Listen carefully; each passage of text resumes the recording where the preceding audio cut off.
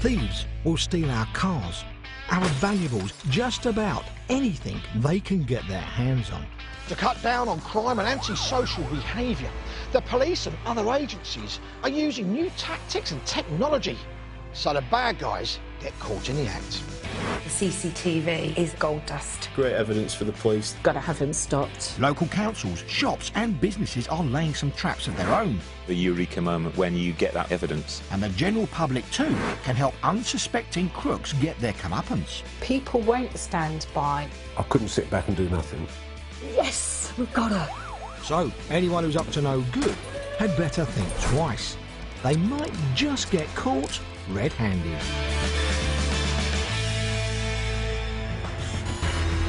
Today, a terrifying ordeal for a grandmother when a robber forces his way into her home.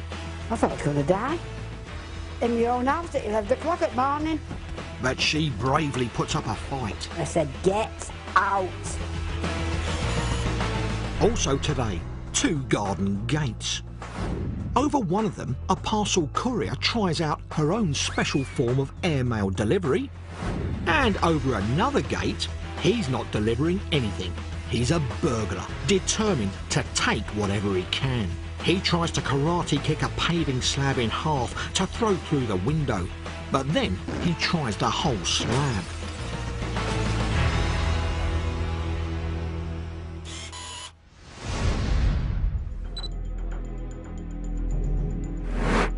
Eccles in Greater Manchester. On her way back from collecting her pension, 76-year-old Shirley realises she's being followed by this man. And just a few minutes later, police receive a terrified 999 call. Police emergency, can I help you?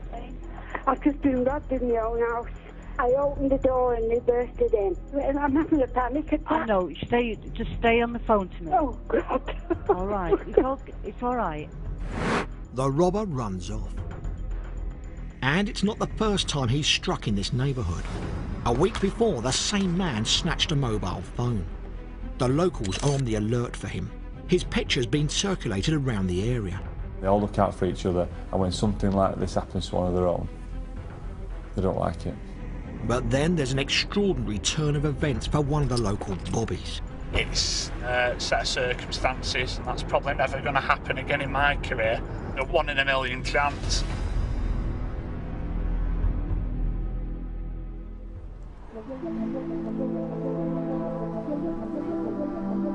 Eccles is famous for its small round currant cakes. The people here are proud of their town and they're a close-knit community. Eccles is on the patch of Detective Constable Paul Davies and Police Constable Simon Quinn of Greater Manchester Police. Eccles, it's an extremely diverse community with people from all different walks of life. It's certainly a community where everyone looks out for each other. The residents of Eccles have created a social media site where they can share news about life in the town. There is a really good community spirit between the residents. One of those residents, Eccles born and bred, is a 76-year-old woman we'll just call Shirley. She's asked us not to give her real name or show her face. She's lived here in the same house for over 30 years. And we was quite happy. It was the first house we'd ever had. And as time went on, of course, the children got married and left. And then just me and my husband. My husband died and then it was just me. I like it, the neighbours are nice. If you need a bit of help, they'll help you.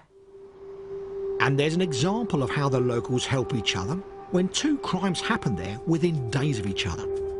The first happens one Monday morning in January. A man snatches a mobile phone from a woman in the street. It's witnessed by 2 young women driving past. They manage to take a photo of the thief before he runs off. The girls contact the police and post the picture on the Eccles social media page. PC Simon Quinn happens to see it on his day off. Even though I was off duty, because it had happened on my area, I did feel quite responsible. The fact that there's somebody running around stealing property from people. Simon takes a good look at the thief's face and clothing. I made it a bit of a personal task to just keep an eye out in the area. And it's just as well he does. Because not long afterwards, there's a more serious crime committed, and this time, Shirley is the victim. It's a week later. A CCTV camera shows Shirley on her way to the local shops. Pension day, I was going to the post office. Further up on the road, the post office manager is sitting outside his shop in his car when he notices a man hanging around. Thinking the man's acting suspiciously, he films him on his phone. Postmaster, he was parked up, waiting to go to another shop that he owns. There's been the mobile phone theft the week before, so everyone's on high alert. So he decides to take a mobile phone video of him loitering about. While this is going on, Shirley has arrived at the shop. I went in the post office, I got my pension. When Shirley leaves, she too notices the man. She thinks he's behaving oddly and feels uneasy about him. So I thought, well, I'll stay behind him, and it disappeared. So I passed the shops, I thought, well, I've got this far, I might as well keep going. But the man hasn't disappeared, he's just crossed the road. This shop camera shows him walking very slowly along the street because he's stalking Shirley. A few minutes later, she reaches her front door and goes inside. Took my shoes off, took my coat off, and the door went. To her horror, when Shirley opens the door, it's that same man. He's followed her home. So I was closing the door and he was pushing it one way and I was pushing it another. It's a terrifying moment. It was just no contest for him. The man forces his way in and pushes Shirley against the wall. He demands money, but Shirley stands up to him. And I said, get out. I don't think he was prepared for someone to say get out. Shirley bravely resists, and he gives up on getting cash. But then suddenly he makes a grab for her neck. I thought I was going to die. In my own house at 11 o'clock at morning. The man snatches 2 gold necklaces Shirley's wearing and then leaves. A shop's CCTV camera shows him running away back up the street. I just had to get him out of the house. Shirley is in a state of shock, but manages to call 999. Police emergency, can I help you? I've just been robbed in my own house. I opened the door and they bursted in. I'm having a panic attack. I know, just stay on the phone to me. Oh, God. All right, it's all right. While Shirley is talking on the phone, the CCTV shows the robber turns down a side road. At the other end of that street, PC Simon Quinn is out on patrol. News of Shirley's robbery hasn't come over the radio yet. But he's still on the lookout for the thief who stole the phone a week earlier. And when Simon sees a man running towards him, he looks just like the picture of the phone thief. I immediately recognised him, his face was the same. Simon gets out and stops the man. I asked him if he had any identification, he handed me a passport. The man is 26-year-old Alexandras Bogdanovich. Because I was happy it was the same male, I subsequently arrested him. That's for the theft of the phone. But then, over the radio, Simon hears reports of Shirley's robbery just around the corner. Could it be the same man? And as we got further information, it became more and more plausible that the male who I'd arrested was the male responsible. It's an extraordinary turn of events. A man being arrested for one crime while he's making his getaway from another.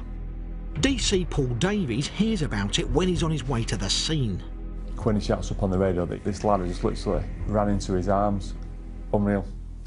Talk about right place at the right time. They've got their prime suspect, but he's adamant it's a case of mistaken identity. Meanwhile, Paul and a forensics team have been to Shirley's house. Having seen the shock in the lady's face, I was determined more than ever to get him. Shirley is shaken after the robbery. I was frightened. At night, going to bed, it really is frightening. Watching back the CCTV, Paul is shocked by the robber's callous planning. He's targeted from the minute he's seen her on that junction, almost like an animal waiting to prey. He pulls together the evidence. The clothes the robber was wearing when he was arrested match the clothes of the man in the CCTV, though his face is not clearly visible. But the postmaster's mobile phone footage does reveal the robber's face. It's Bogdanovich. It is great. It showed his face. That's how key this footage is. When I'm interviewing, I can say that's you. And when the forensic team find a footprint in Shirley's garden, it matches his trainers. But despite the evidence against him, he still continues to protest his innocence. Throughout this, he pleaded not guilty. He took it all the way to trial. But finally, in court, when he takes the stand, He changed his mind after the trial had started and pleaded guilty. I don't think the judge took kindly to that. for robbery and theft, Bogdanovich is given 7.5 years in prison. Thanks to the police working together with the people of Eccles. Without their help, we wouldn't have got him. The postmaster and the girls who had the presence of mind to take a photograph of him, because that set off the chain of events that led us to him. I was quite happy on getting him off the streets, and that's something I'm actually quite proud of. To show their support, Shirley received messages, flowers and gifts from local people. The neighbours was lovely, they was, honest to God. These girls at the shop here, they sent me this box with perfume things in, like bath things. It was just nice of people.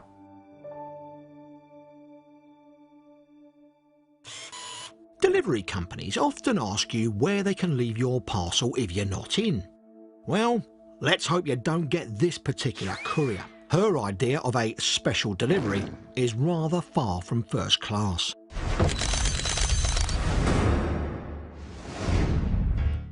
Expecting a parcel, the house owner has said if he's out, it can be left by the shed. But this courier doesn't even try the gate. Instead, she just lobs it over. Fortunately, it's not fine china. Even so, the customer's not happy to find his new shoes lying in the drive and posts this video online. It gets viewed thousands of times. Keen to stamp out this sort of thing, the company apologises to the customer and has sent a refund for the shoes. As for this careless courier, she might be in danger of getting the boot. Coming up, a burglar thinks stealing from a farm will be easy. But farmers are used to dealing with rogue animals. Back to the old rugby days, I've rugby tackled him onto the floor. One mucky, muddy scuffle later, and this rogue's rounded up and put in a pen. Most CCTV cameras are in plain sight, but even so, some criminals are so intent on their crime, they fail to realise their every move is being recorded.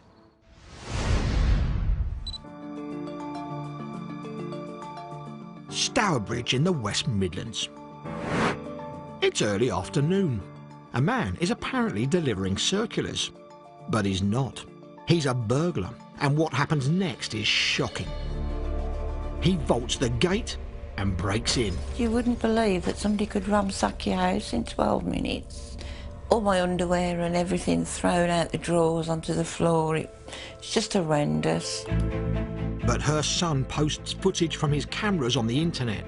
And within 1 week, it had got over 10,000 views. And I thought, somebody's got to know who he is.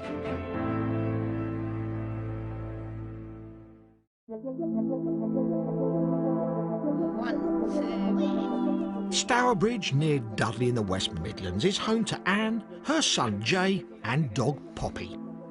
Stourbridge is a lovely area, it's really nice. Lived here all my life, so... They've lived in this particular house for a few years. Anne goes out to work, but Jay runs his business from home. Something of a tech expert, he fixes laptops for a living. I do computer repairs, basically. I've been doing it for the last couple of years. I used to run pubs, but there's no money in pubs these days, so I had to go to something else which I knew how to do. It works okay. Not long ago, Jay helped his neighbours put up a CCTV system. Just recently there has been a lot of break-ins on the area. Jay's so impressed with the CCTV cameras he's put in for the neighbours, he decides to get some too. Mum thought it was a waste of time and money, basically, but I seen the quality of it, and I thought, I'm going to get myself a system. And the cameras provide vital evidence when one day the house does get raided. It's early on a Wednesday afternoon. Anne and Jay have gone with their dog Poppy over to the grandparents. We left my nan and granddad's. On the way back, Mum was running late for work, so she dropped me off at the top of the road, and then so I walked down the road. Jay's been out for a couple of hours, Since then, the bins have been emptied. I was getting next door's wheelie bin in, and I've looked at my gate, and I could see it ajar a little bit. And I was like, I haven't left my gate open. Pushed the gate and I've seen the back door glass smashed. I was like, no way. Shocking. Jay rushes in. He has no idea if there's an intruder still inside. It was a bit of a nervous thing, really, but I am quite a big lad. So I think he would have come off a little bit worse than myself personally, but it's not nice knowing someone's been in your house. But the burglars disappeared.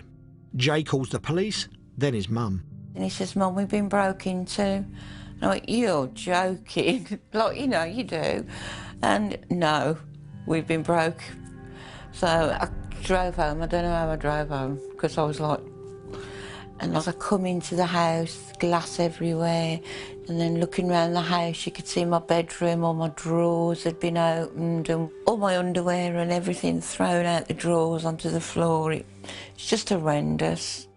Jay goes straight to check his CCTV footage.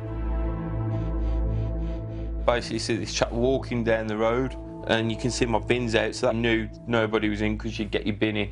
And then basically cuts across there with like a piece of paper in his hand, like a flyer. The man knocks on the door and rings the bell. Once he's sure no one's home, he goes to the side gate.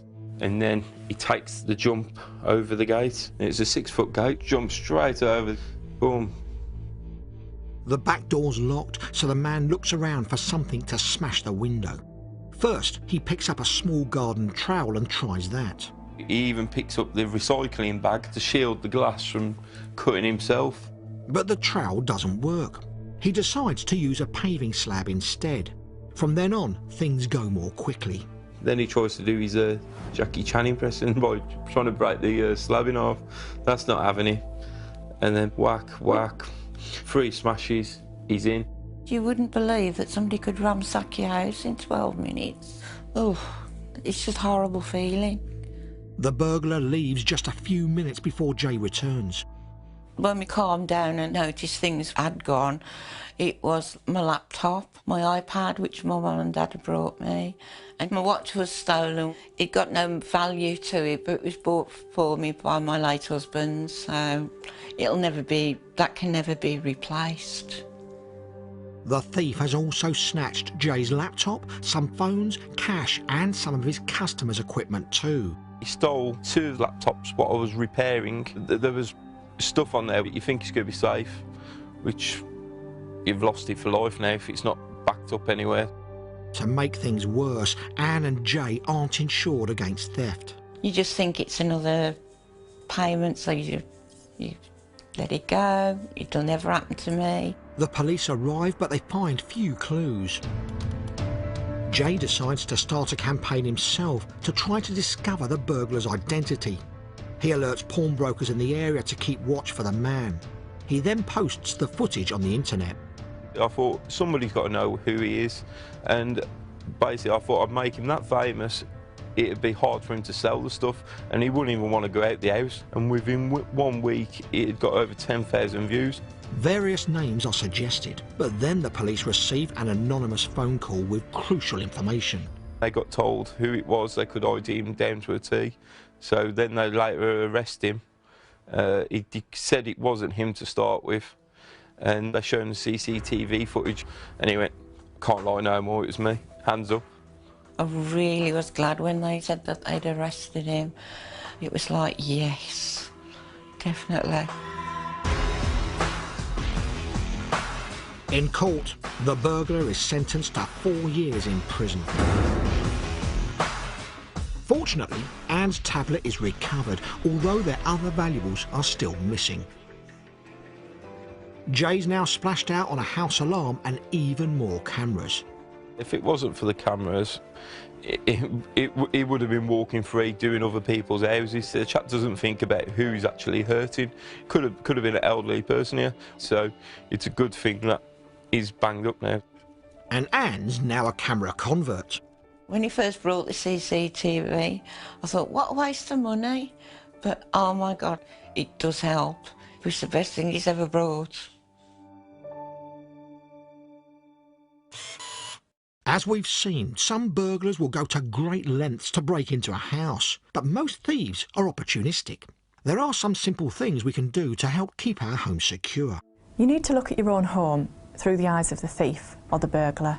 So look at it and think, well, if I had a gravel drive, would the burglar actually want people to hear them coming up the path? There are certain things that you can do relatively cheaply that means that the lights will come on, they'll stay on, it looks like your house is occupied. So as well as lights that you can get on a timer switch, you can also get something that's a fake TV light, and it offers a flickering light so the person outside thinks that your TV's on in someone's home. A burglar will look for any opportunity to pick up items in your garden that'll help them to force entry to your property. The last thing they want is to be stopped en route to your home with the tools to do the job before the crime's been committed. They will be arrested for going equipped. So what they'll do is they'll often break into your workshop or your shed, use the tools from that, or anything you leave in the garden to break into your property. So don't give them that opportunity.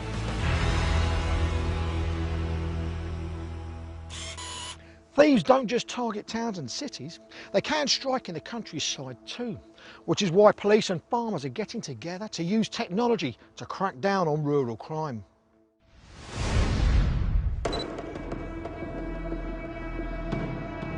Gwent, South Wales. This man on a push bike is a burglar. He's riding round the countryside stealing from farms.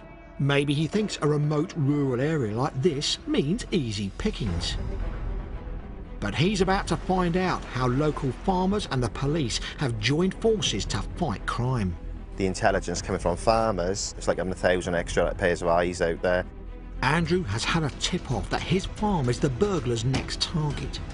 Obviously, he's coming in with the intent of causing some trouble, and I'm always nervous about my own safety when you come face to face with someone you don't know. But Andrew has Benson as backup, and together they're going to try to stop the intruder before he strikes again.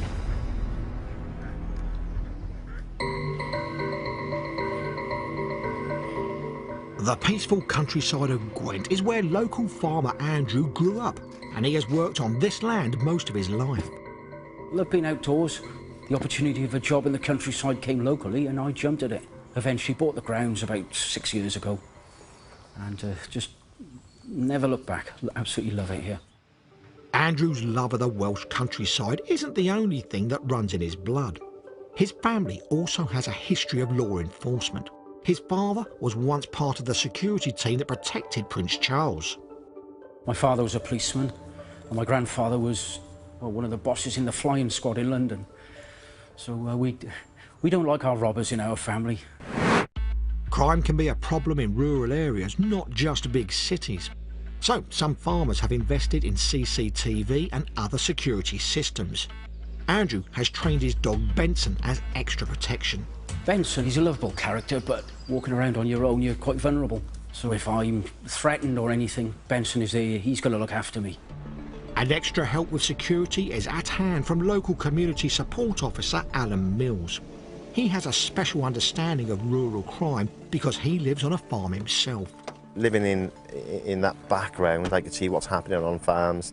You know, I can get anything from trout being stolen overnight, being poached, to a JCB worth £100,000 being stolen. It could be anything. It's difficult to police such vast areas. So the Gwent Force has brought in a system called Farm Watch, where police and farmers connect via email and text, sharing information about local crime and criminals. Alan is its coordinator.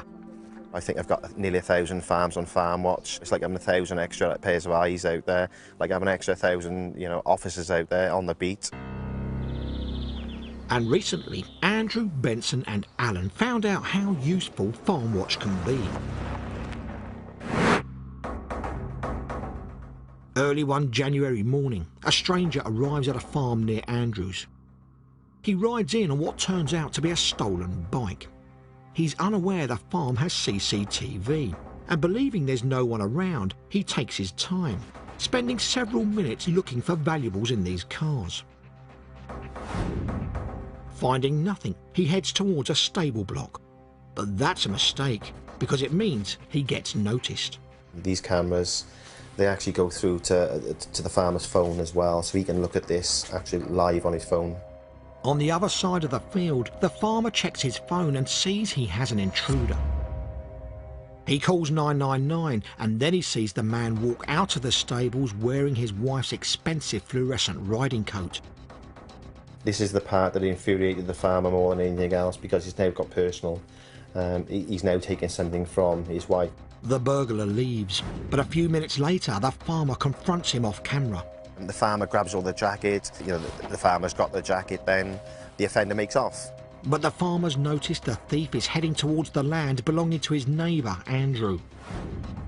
And Farm Watch goes into action. Obviously he'd phoned 999 already. I need to get in touch with my colleagues. I need to coordinate them to go to the correct area. And I know he's got to go past Andrew's land. Alan warns Andrew there's a burglar on the way over. Obviously, he's not coming to wish you well. He's coming with the intent of causing some trouble and damage. Andrew takes Benson with him and goes to investigate. And his suspicions are confirmed. He catches the thief in the act of stealing from one of his outbuildings. So at that point, I'm thinking, right, how am I going to approach this? What's going to happen here? Guy's made an advance towards me. Benson's pulled out of my hands. He doesn't want to bite the guy. He wants to make his feelings known. He can bark. He's got a loud voice. Confronted by Benson, the burglar spins round and heads towards Andrew. I'm a big lad. I used to play rugby at Pill Harriers, which is a real good old club with some interesting characters. So I've been trained well, and I knew I could get this guy on the floor. He takes the intruder down, but the thief's not giving up easily. He's well built, and he's already escaped the clutches of one farmer. He's got up again, and he's run over into this area here. Back to the old rugby days, I've rugby tackled him onto the floor, and we've both ended up in this spot here. So he's kicked off again, and we've both gone over this drop here, 20 feet down. He's ended up at the bottom with me on top. Andrew has the man pinned down. When a colleague arrives on the scene, Andrew tells his friend to ring Alan and describe exactly where they are. As minutes go by, Andrew desperately tries to keep hold of the man. This guy had 10 years on me, and I was feeling the pace a little bit. I was starting to puff and blow. But obviously I'm a physical outdoor worker, so I just used my strength just to hold the guy down. Thankfully, help soon arrives. The police came, handcuffed the guy. I've been able to relax and catch my breath back a bit, and I feel everything's in control then. Andrew and the burglar are bleeding and muddy after fighting on the rough ground. Andrew took a risk, but thankfully neither of them has ended up badly hurt. What Andy done, although it's highly commendable, I don't condone it, but he's a physical man with the benefit of having a guard dog on site. I know 99.9% of the farmers will do the same thing. In court, 39-year-old Carl Letman is found guilty of burglary and theft and is sentenced to 2 years, 8 months in prison. The rural crime figures in Gwent have improved after 2 years of the Farm Watch scheme. It's an excellent result because what it does is shows everybody working together. We reduced crime now by 27% on rural areas, and this was the main aim, and it just shows what can be achieved. Andrew's awarded a commendation for his action, something his father, the police protection officer, would be proud of. He just thought, good job done. That's it for today. Join us next time when police and the public catch more criminals red-handed. Alex and Steph are helping a family from Hertfordshire save for a trip to Disneyland in Shotwell for Less at 8 this evening. That's followed at 9 by the celebrities living rough for sport relief in Famous, Rich and Homeless. Up next, it's Bargain Hunt.